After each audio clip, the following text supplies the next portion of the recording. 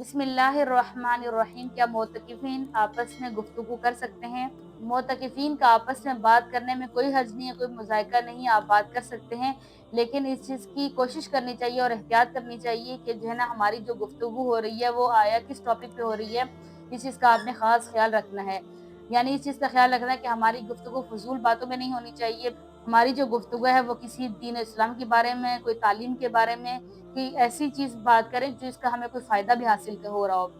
तो अगर हम कोई ऐसी बात करें जिसका कोई मकसद ही नहीं है, कोई फ़िज़ूल बात है, तो फिर देखें, हम जो अल्लाह के साथ जो है ना अपना ताल्लुक मज़बूत करने के लिए आए थे, अल्लाह के साथ जुड़ने के लिए आए थे, तो अगर हम लोगों के साथ जो है बैठकर फ़िज़ूल बातों में लग रहे हैं, तो फिर हमें जो असल मकसद हासिल करना था वो मकसद असली हासिल नहीं होगा। तो जब असल मकसद ही हासिल नहीं होगा तो फिर हमारे इत्तिकाफ़ का भी कोई फ़ायदा नहीं है, हमारा इत्तिकाफ़ तो हो जाएगा, टूटेगा नहीं, लेकिन जो हम हासिल करने के लिए आए थे फिर वो हमें हासिल नहीं होगा।